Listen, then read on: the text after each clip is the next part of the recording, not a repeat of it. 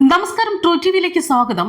Keralam New York പോലെ സുന്ദരമാണെന്ന് അഭിപ്രായപ്പെട്ട ചെറുപ്പക്കാരൻ ഊളംപാറയിൽ ചികിത്സയിലായിരുന്നു. ഇടയ്ക്ക് പുറത്തിറങ്ങിയപ്പോഴാണ് അദ്ദേഹം കേരളം സുന്ദരമാണെന്ന് വിളിച്ചു കൂവിയത് എന്ന് പറഞ്ഞുകൊണ്ട് മുഖ്യമന്ത്രി പിണറായി വിജയന്റെ പരാമർശത്തെ പരിഹസിച്ചിരിക്കുകയാണ് നടൻ സലീം കുമാർ. അത് മാത്രമല്ല, ഈ പറഞ്ഞ വ്യക്തി ആരാണെന്ന് താൻ അന്വേഷിച്ച് നടക്കുകയാണെന്നും സലീം കുമാർ വ്യക്തമാക്കുകയാണ്.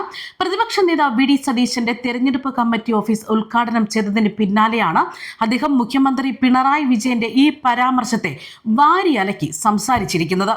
ഇത് മാത്രമല്ല, കലാകാരന്മാർക്ക് രൂപം നൽകിയ കമ്മ്യൂണിസ്റ്റ് പാർട്ടി ഇപ്പോൾ കലാകാരന്മാരെ ആക്ഷേപിക്കുകയാണെന്നും അദ്ദേഹം വ്യക്തമാക്കുകയാണ്. CPIM സ്ഥാനാർത്ഥിയായി നിർത്തിയ ഇന്നസെന്റ്, മുകേഷ്, സുധീർ കരമന ഇവരൊക്കെ കോമഡി ചെയ്യുന്ന ആളുകളാണ്. അപ്പോൾ അവർ കോമാളികൾ ആണോ എന്നും അദ്ദേഹം ചോദിക്കുന്നു. ഒരു കലാകാരനെ എന്ന് മാത്രമല്ല, ആരെയും കോമാളി എന്ന് വിളിക്കരുത്. തോമസ് ഐസക്കിന്റെ അധപ്പതനമാണ് അദ്ദേഹത്തിന്റെ വാക്കുകളിലൂടെ പ്രകടമാകുന്നതെന്നും സലീം കുമാർ വ്യക്തമാക്കുകയാണ്. താൻ കോൺഗ്രസുകാരനാണെന്ന് പറയുന്നതിൽ വലിയ അഭിമാനമുണ്ടെന്നും കലാകാരന്മാർ ഇടതുപക്ഷമാവണമെന്ന വ്യാഖ്യാനം പണ്ടുണ്ടായിരുന്നു. ആ സമയത്ത് കോൺഗ്രസുകാരനാണെന്ന് പറഞ്ഞ ആളാണ് താൻ. അതിനുള്ള ധൈര്യവും ചങ്കൂറ്റവും തനിക്കുണ്ട്. ഇടതുപക്ഷത്തിന്റെ പരസ്യ വാചകം ജനങ്ങളോടുള്ള വെല്ലുവിളിയെന്നും അദ്ദേഹം വ്യക്തമാക്കുകയാണ്. ഞങ്ങളല്ലാതെ മറ്റാരുണ്ടടാ എന്നത് ജനങ്ങളോടുള്ള വെല്ലുവിളി തന്നെയാണ്. ഈ വെല്ലുവിളികൾക്കുള്ള മറുപടി ജനങ്ങൾ കൊടുക്കും. വി ഡി സതീശന്റെ ഭൂരിപക്ഷം ഇത്തവണ ഇരട്ടിയായിരിക്കും എന്ന് തന്നെയാണ് സലീം കുമാർ പ്രതികരിക്കുന്നത്. അതേസമയം മുഖ്യമന്ത്രി പിണറായി വിജയനെതിരെ ആഞ്ഞടിക്കുകയാണ് ജി സുധാകരൻ. പാർട്ടി ജീവിതത്തിൽ നിന്ന് തന്നെ ഇല്ലാതാക്കാൻ ശ്രമിച്ച സമയത്ത് തന്നെ അതിനുള്ള പ്രതികരണം ചെയ്യണമെന്ന് മനസ്സിൽ കുറിച്ചിരുന്നു എന്ന് വ്യക്തമാക്കുകയാണ് അമ്പലപ്പുഴയിലെ UDF സ്വതന്ത്ര സ്ഥാനാർത്ഥി ജി സുധാകരൻ.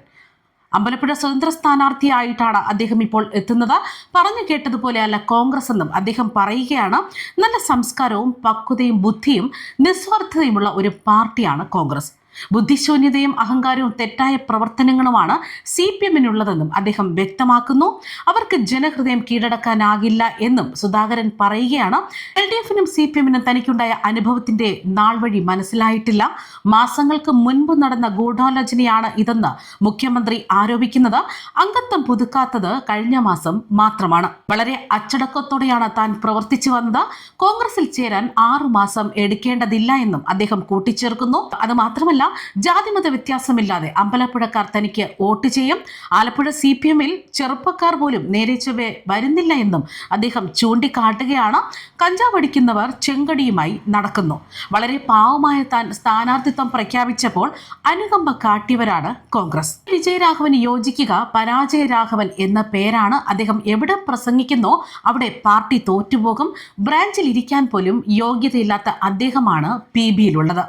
ഇവരെയൊക്കെ കൊണ്ട് MA ബേബി വല്ലാതെ കഷ്ടപ്പെടുകയാണ്. CPMന്റെ പൊളിറ്റിക്കൽ ക്രിമിനലിസത്തിന്റെ ഏറ്റവും ഒടുവിലത്തെ ഉദാഹരണമാണ് തനിക്കെതിരെ എന്നും സുധാകരൻ എന്നെ കൊണ്ട് പത്രിക കൊടുപ്പിച്ചതെന്നും അദ്ദേഹം പറയുകയാണ്.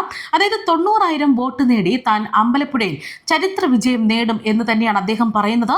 കോൺഗ്രസിന് 50,000 വോട്ടുണ്ട്. CPMൽ നിന്ന് 15,000വും BJPയിൽ നിന്ന് 5,000വും വോട്ട് കിട്ടും.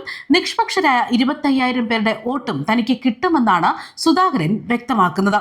ജി സുധാകരൻ കാണിച്ചത് ചെറ്റത്തരമെന്ന മുഖ്യമന്ത്രി പിണറായി വിജയന്റെ പ്രസ്താവനയോടും രൂക്ഷമായ പ്രതികരണം തന്നെയാണ് അദ്ദേഹം നടത്തിയിരിക്കുന്നത്. അച്ഛനും അമ്മയും ഇട്ട പേരാണ് സുധാകരൻ. അത് മാറ്റി സൂതാകൂരൻ എന്ന് വളരെ അദ്ദേഹം വിളിച്ചു.